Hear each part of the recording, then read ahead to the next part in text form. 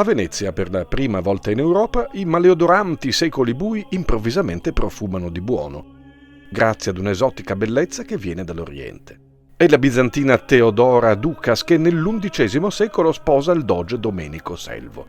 Bella, elegante e raffinata come la sua omonima imperatrice, crea subito grande sensazione, usa la forchetta e si profuma. Il trend iniziato dalla bella dogaressa è destinato ad avere grande seguito. Gli infaticabili mercanti della Serenissima importano profumi dalla Persia, dalla Grecia, dall'Egitto, dalle corti più raffinate d'Arabia e da Costantinopoli. Alla fine del 200 torna a casa Marco Polo portando con sé le ghiandole del mosco, un piccolo mammifero da cui si ricava il profumatissimo muschio, nonché la descrizione su come estrarlo ed usarlo. Per Venezia è l'inizio di un grande amore e di un fiorentissimo mercato. La Serenissima si afferma sempre più come massima importatrice di essenze da profumi.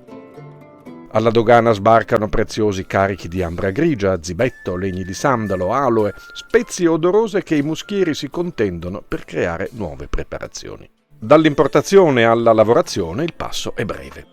A Venezia nel 400, per esempio, vanno alla grande gli uccelletti di Cipro, incensieri dove ardono paste profumate. Del resto profumo viene dal latino perfumum, attraverso il fumo. Ma gli spezieri, veri alchimisti della profumeria, fanno una rivoluzione.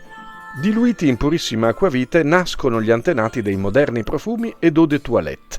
Solo moltissimi anni dopo, in Francia, si inizierà ad usare l'alcol etilico. Mentre il resto del mondo continua a trovare malsana, se non addirittura peccaminosa, la comune pratica di lavarsi, a Venezia viene perfezionato il sapone, che, profumato con varie essenze, diventerà una vera specialità cosmetica. Nel XVI secolo a Venezia erano attivi una quarantina di saoneri, per una produzione stimata di varie centinaia di tonnellate all'anno. Un mercato notevolissimo per l'epoca, di cui traccia rimane nella toponomastica della città. Eppure sarà Marsiglia che, ottenuto nel segreto, se ne assumerà proditoriamente la paternità. Nel Rinascimento i profumi vivono la loro apoteosi. Venezia è diventata la più grande produttrice di beni di lusso, fra cui saponi, profumi e belletti. Nel secolo più profumato della storia i nobilomini, e soprattutto le nobildonne, emanano squisite fragranze. Nelle loro stanze appaiono, oltre ai vasi di maiolica per le paste e le pomate, le boccette d'argento per i profumi liquidi e i bossoli di avorio, di corno, d'argento per le vescichette di zibetto o di muschio. Si fanno confezionare addirittura rosari di paste profumate, non per divozione ma per lascivia, tuona la signoria sempre attenta alla moralità dei cittadini. Ma le signore fanno letteralmente orecchio da mercante e si precipitano ad acquistare tutto ciò che profuma. Non solo le preziose essenze in vendita dai profumieri, dai muschieri, dagli spezieri, anche scarpe, guanti, berrette profumate, addirittura monete. A Venezia il Cinquecento è il secolo della cosmetica. Le donne si imbiondiscono i capelli al sole portando cappelli senza calotta ma a larghissima tesa, così da proteggere il viso che deve rimanere bianchissimo e se non lo è va sbiancato con ricette e pratiche al limite del disgustoso. Carne cruda di vitello intinta nel latte o mollica di pane con aceto mescolato a sterco di bue. Le veneziane si imbellettano i seni per poi esibirli in vertiginosissime scollature che scoprono i capezzoli, rossi come rubini. La signoria è sempre più severa, ma le donne non ascoltano. Il mercato dei profumi va alle stelle, muschio e zibetto vanno a peso d'oro. Li ritroviamo nelle corti più importanti d'Italia, dagli Sforza ai Medici. A Milano il maestro dei profumi di Ludovico il Moro è niente meno che Leonardo da Vinci. A Mantova, la bella e coltissima marchesa Isabella d'Este, vera prima donna del Rinascimento, inventa e diffonde profumi e cosmetici, addirittura un antenato del dentifricio, e lancia la moda del tupè. A Firenze iniziano a nascere laboratori di produzione e da lì si diffondono nelle corti europee.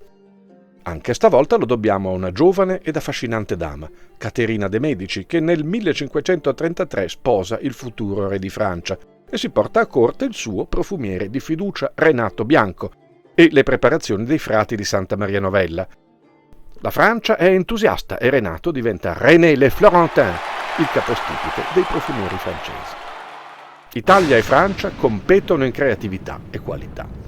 50 anni dopo, il figlio di Caterina, Enrico III, re di Francia, in visita a Venezia, entra nella bottega di maestro Domenico Ventura, profumiere in merceria all'insegna del Giglio, e compra a muschio per ben 1125 scudi, una cifra per l'epoca vertiginosa.